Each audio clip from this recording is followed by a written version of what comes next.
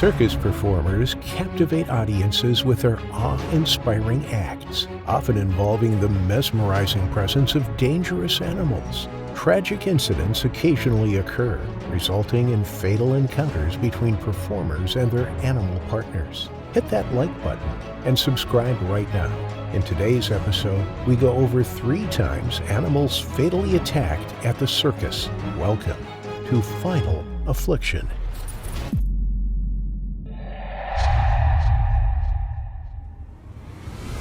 White tigers are legendary creatures of rare power and beauty. They are symbols of purity and strength, with their presence commanding respect and awe in equal measure.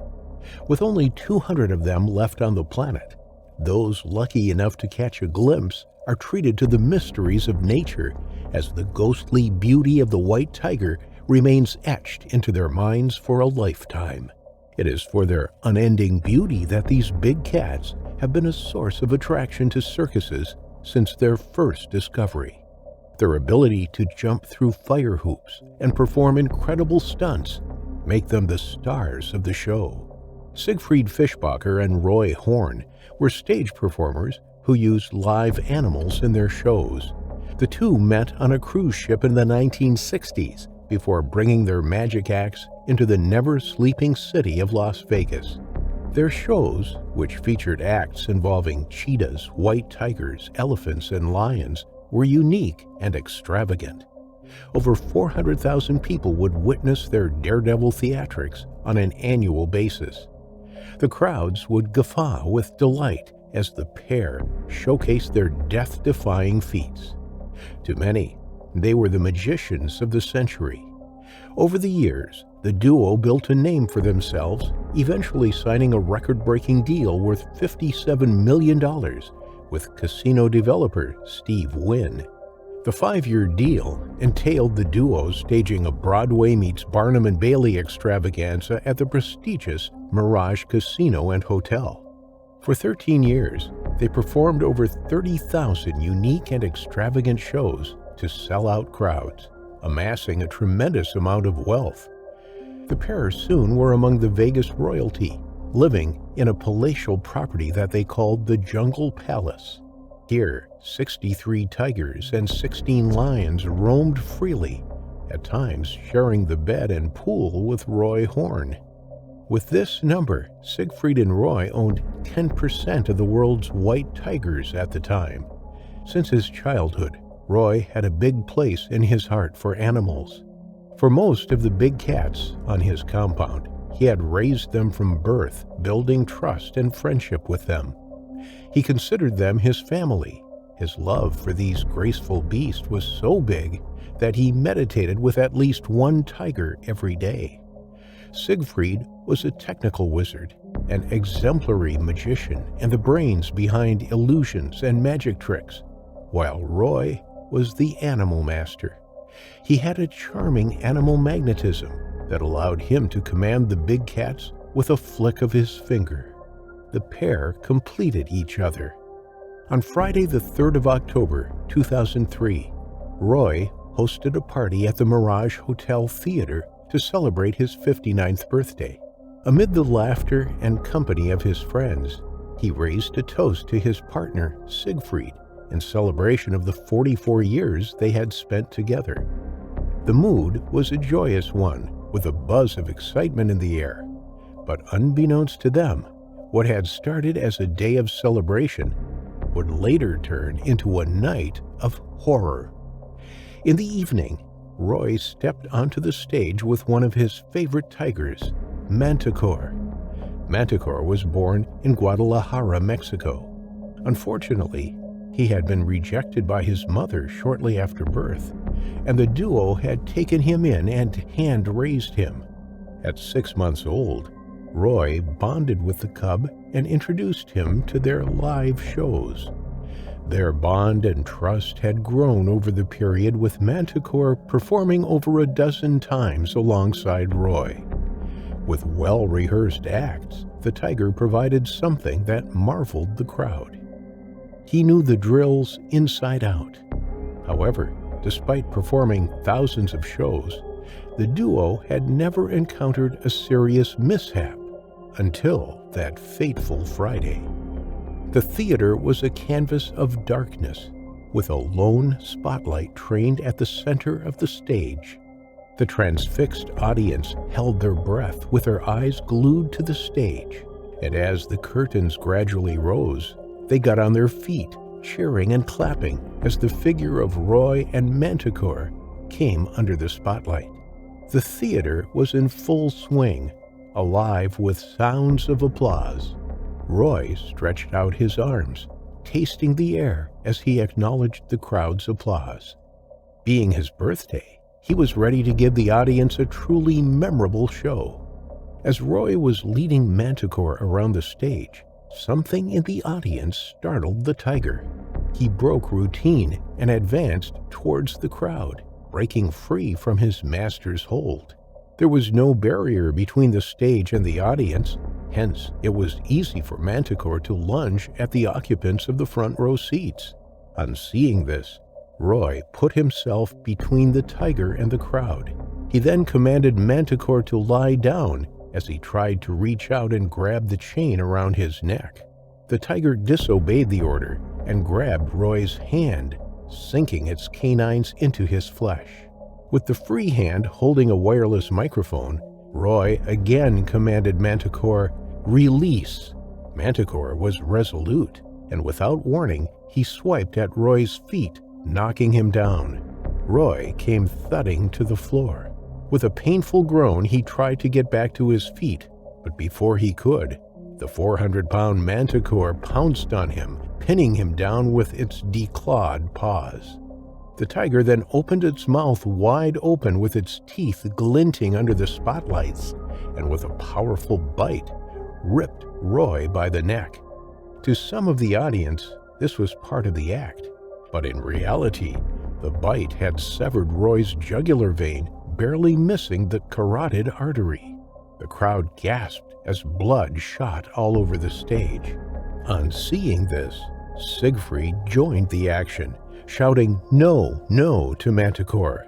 He didn't listen. Instead, he dragged Roy 30 feet off the stage, literally like a rag doll, as a witness would later recall. Trainers rushed at the tiger trying to get it to drop Roy. They squeezed and swept a fire extinguisher at the tiger's face, but in vain. They then beat its head using the butt of the fire extinguisher, and eventually, Manticore dropped Roy as he retreated to his cage. The mood in the fully packed theater changed. The commotion had stirred a number of people in the crowd. Backstage, Roy lay motionless in a pool of blood. By the time the emergency medical officers arrived, his state was critical. He had lost almost 2/3 of his blood. In the ambulance, the medical team managed to stop the bleeding as Roy murmured, "Do not shoot the cat," before going to slumber. At the University Medical Center, he was quickly rushed to surgery.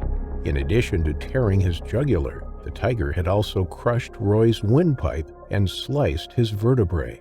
Roy suffered a stroke, and the surgeons had to remove a quarter of his skull in order to reduce swelling on his brain. The medical team fought to bring Roy back, as his heart gave up at least 3 times during the surgery. Siegfried was in shock. He couldn't picture the pain his lifelong friend had gone through. Back at the Mirage Theater, word had already spread through Las Vegas like wildfire. In a city full of risky gamblers, few were betting on Roy's survival. But against all odds, 2 days after the fatal incident, Roy began responding to questions. He answered by squeezing his hand once for yes and twice for no.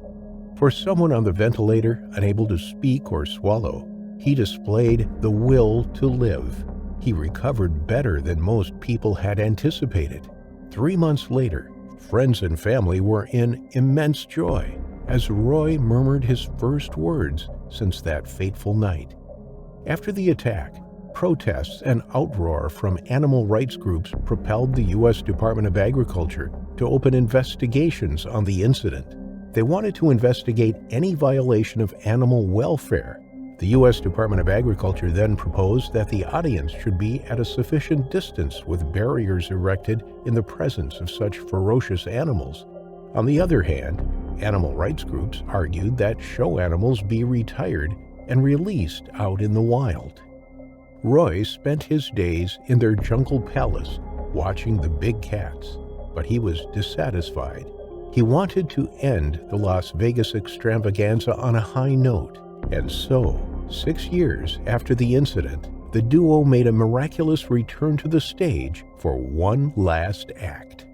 Old and not as physically fit as before, the show didn't have the same energy and thrill, but it was still a fitting end to the duo's tremendous career. As for Manticore, he spent the rest of his days at the Jungle Palace until 2013, when he died from an illness. The German duo was deeply devastated despite their close encounter with their final affliction. The Suzhou Circus has been held at the tourist park in Sichuan County, China for decades. It is a popular attraction for tourists and the Chinese alike. The place is filled with acrobats performing amazing feats, rides, food, arcade games, and more events than anyone could fit into a single day. But on this day, the circus was closed off from the public. The staff were still reeling from a terrible loss earlier that week. One of their most experienced trapeze artists, Sun, and her husband Zhang were performing one of their daring stunts in front of a crowd of hundreds of people when Sun fell to her death. The whole ordeal was caught by the many cell phones that were recording the spectacular feats of the circus. Zhang was now with his relatives, arranging his wife's funeral, while his colleagues at the circus mourned their beloved friend's death. To say that the staff were on edge would be an understatement. Not only were they all in the throes of despair, but many of them had witnessed the incident themselves, and there was more than one member of the team dealing with trauma from the experience. But to make matters worse, the entire circus was under investigation. The constant presence of authorities and the hours of grueling interrogations that they were being put through were weighing heavily on every single member of the Suzhou team. The men and women tried their best to keep up with their daily training, making repairs to rides, and maintaining the animals in their care. Anything to keep their minds off everything that was going on. 2 days after the incident, on May 25, 2021, the team rose at 5 in the morning like they did every morning. And like always, they met up at the main gates and waited for their manager to give out the assignments for the day. Even if they were closed down while the investigation went on, there was still plenty to do. Feeding and cleaning up after the many animals the circus kept would take them most of the morning. They had monkeys, tigers, elephants, lions, bears, and pythons, not to mention goats and rabbits in the petting zoo section of the park. The bigger animals and the monkeys were strictly trained to perform all sorts of amazing feats of obedience and remarkable tricks for the public. And even the reptiles had their own exhibitions. Not only were the animals all hungry, but their cages and holdings all needed maintenance, so the team was split in two. The first group would go in to feed and water every creature, followed by a second team with their toolboxes, who would then proceed to start oiling the hinges, relining the fences, and servicing any other part of the holdings that the animals were kept in. The second group would be able to move more freely once the carnivores were properly fed. Big cats become incredibly lazy once they've had something to eat, and even though they were all well trained and their handlers kept close by at all times, these were still wild animals, and they could be unpredictable even under the best of circumstances. Starting with the petting zoo, they moved along slowly, each animal getting bigger and bigger as they moved deeper into the park. After the petting zoo, the heavy wire gate was pulled shut behind the team, carrying wheelbarrows full of meat and feed bags. Every section of the park had this safety precaution in place. In the event that an animal did manage to slip past a handler, at least they'd be contained in the square dedicated to their holdings. Next were the buildings that held the glass tanks with snakes and lizards. After them were the monkeys and African bucks. Then came the lions, and after them came the bears. The two last members of the animal performers were the Siberian tigers and, finally, the elephants. The mistake that led to the terrible events of that day happened when the team of 6, equipped with large hunks of meat in wheelbarrows, entered the tiger enclosure. The fenced area that held the 4 magnificent creatures was high and sturdy. A single gate, with only a slip bolt action needed to open it, and no lock to secure it from intruders, stood between the people and the animals. Tigers don't have opposable thumbs, so opening a slip bolt would be virtually impossible.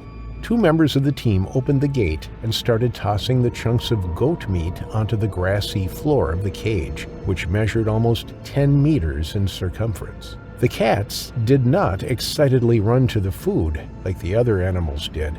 Instead, they watched the group intently, waiting for them to leave before they went forward to eat. The big cats are observant, much more so than humans give them credit for. 2 of the creatures noticed that the last man to leave was not looking down at his hands when he pulled the bolt shut. The metallic bar missed the hole by a few centimeters and instead pulled out into empty air. The gate looked shut to the distracted keepers, but just a small gust of wind would be enough to swing it wide open. 2 of the predators went forward to eat their share of their food, but the other 2, who had noticed the crew's mistake, remained laying in the grass where they were. They knew from years of habit and schedule that the humans would go to the elephants next, only to return a few minutes later.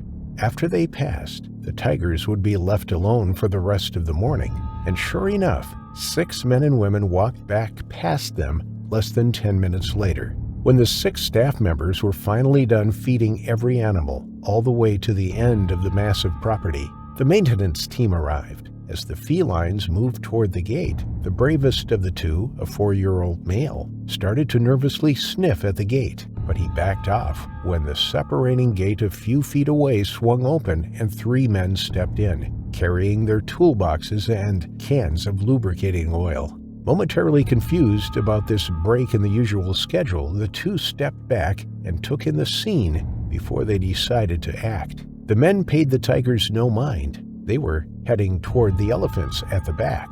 Yang Yai, a 51-year-old man who had been working for the circus for over 20 years, was one of the 3 men that walked in that fateful day. He carried a toolbox in one hand, and he was lighting a cigarette with the other. He was fumbling to get his lighter back in his pocket as he was walking when he dropped the case. His tools spread across the cobblestoned walkway, and he swore loudly. His colleagues laughed good-naturedly at his blunder, and he waved them away, telling them that he'd catch up once he got all of his tools picked up.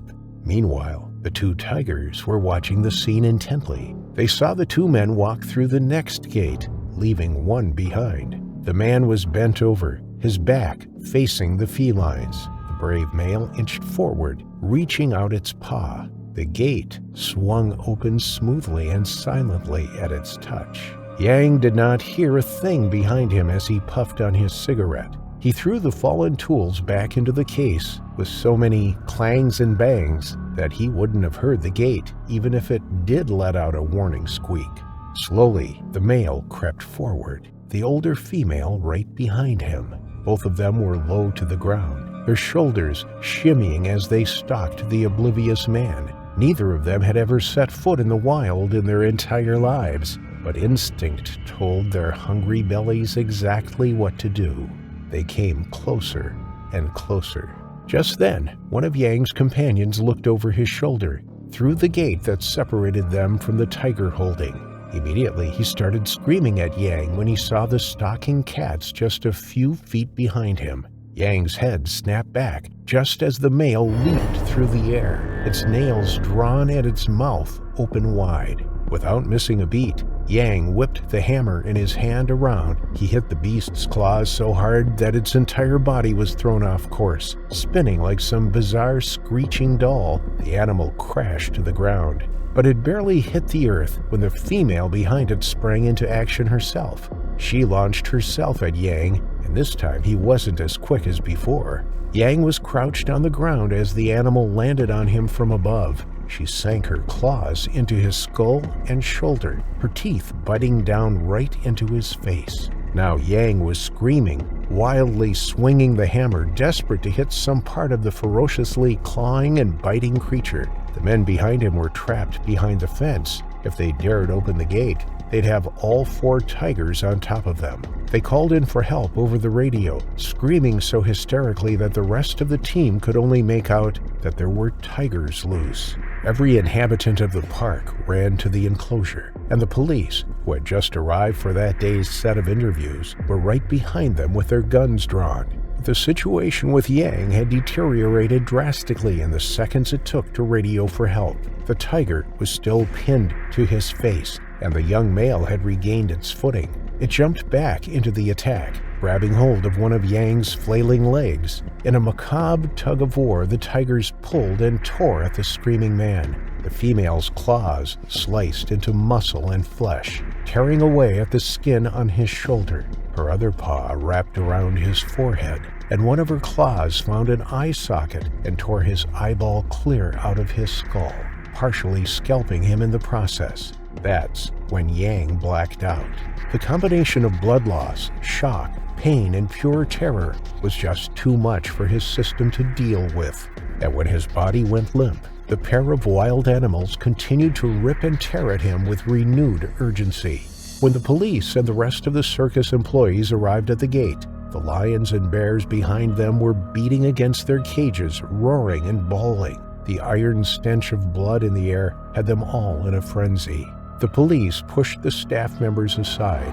The situation was crystal clear. Not only was the man dead, but the remaining 2 maintenance men were trapped behind a thin wire barrier close by. The blood-crazed cats could easily scale the fences on either side. They could attack the trapped men or the staff on the opposite side, depending on which fence they scaled. The decision was made without saying a word to each other. The 5 officers raised their weapons, and the sound of gunfire rang through the circus. No fewer than 4 bullets hit the female, while the male took 6 shots. Their bodies flew back from the onslaught of firepower, and in an instant, the 2 approaching beasts behind them fled back into their cage, leaving the attackers and Yang on the cobblestones behind them. While they still had the upper hand, the officers breached the gate and slammed the 2 living tigers shut in their cage. Miraculously, the female tiger was still breathing, twitching horribly where she lay, but an officer quickly put her out of her misery with a single shot to the head. The 2 trapped men were led out, right past the remains of their friend and colleague, and the mortician was brought in to remove both Yang and his attackers. After 2 days within days of each other, the Suzhou Circus and all of its exhibitions were emptied in less than a week. The animals have been rehoused in various reserves and parks across China, and they will never see the circus again. Islam Shaheen worked in the entertainment industry. He was a lion tamer, enthralling audiences in Egypt for years. Some would say his work was cruel, whilst others watched in awe, as he commanded some of the most powerful predators on the planet. Lion Village was located an hour and a half from Cairo. Visitors could pay entry for the chance to see lions, tigers, camels, and snakes. The conditions the animals were kept in were poor, with very little space to move around. Many were emaciated, clearly undernourished, and in need of veterinary treatment. Still, the popularity of the attraction kept it going and continued to draw in crowds. Islam had worked as a lion tamer for 13 years. He knew the shows inside and out and was confident in the presence of the big cats. The circus in Alexandria was popular with locals. The arena was filled with men, women, and children, all excited to see the performance and the wild animals up close. A large group of school pupils filled the seating area, set safely behind bars. But in December 2016, the audience, and indeed Islam, were in for a big shock. The gathering crowd waited patiently for the show to start, whilst dance music played in the background. The suspense building for the entrance of the lions. There were 3 of them, each weighing in excess of 200 kilograms, 440 pounds. The newest member of the pride had recently been brought over from South Africa. Sadly, he was destined for a life in captivity, made to perform for people and bow down to the commands thrown at him. But as some circus performers claim, no wild animal can truly be tamed.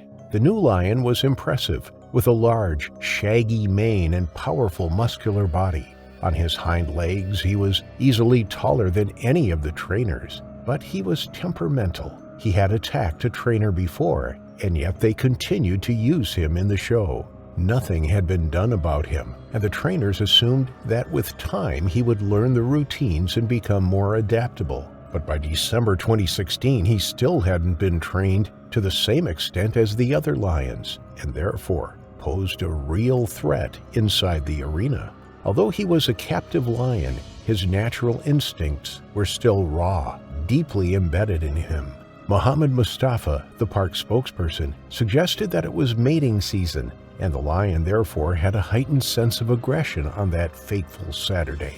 Testosterone was coursing through his body, and being coerced by humans to perform tricks in front of a crowd was particularly dangerous at that time of year. Others believe that this explanation was just a cover-up for what was about to happen. As one lion climbed a ladder, Islam commanded it to open its mouth so that he could touch its tongue with a stick. With its mouth opened wide, his long, sharp canines were fully on display for those in the audience to see. But the third lion, and the newest member of the team, stood still, eyeing Islam. He stood just a few yards away from the trainer, never taking his eyes off of the man. They were fixed in a stare. Two other trainers were in the arena with Islam. They were all wielding wooden sticks which they used to hit the lions in order to get them to perform. That was their only weapon of defense. If something went wrong, there was no contingency plan or tranquilizer to subdue an aggressive lion. Islam waved his stick at one of the lions, beckoning him to take a step forwards. But something triggered an attack response in the newest lion as he stood still, waiting for his next command. His eyes were wide, his tail twitched slightly, and he took a step towards Islam. Whether due to mistreatment, natural aggression, hunger, or being startled by something, the lion suddenly launched himself at Islam.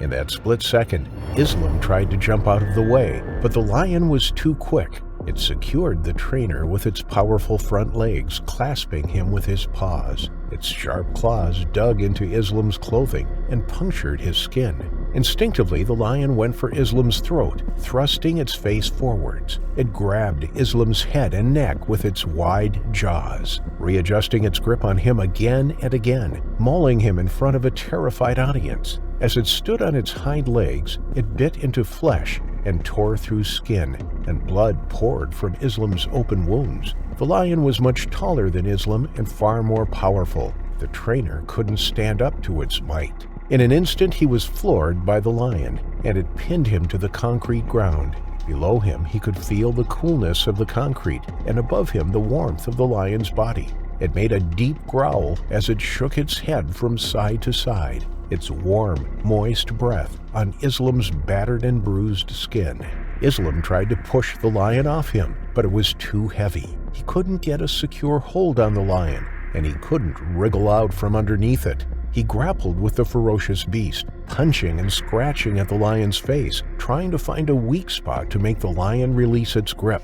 Moments later, the loud disco music cut out, and all that could be heard were the terrified screams of the audience. Some picked up their mobile phones and began filming the incident as it unfolded right before their eyes. Children watched in horror when they realized what was happening, and parents ushered them out of their seats and ran outside. It was pandemonium as everyone cleared out, leaving behind just the 3 men and 3 lions to battle it out.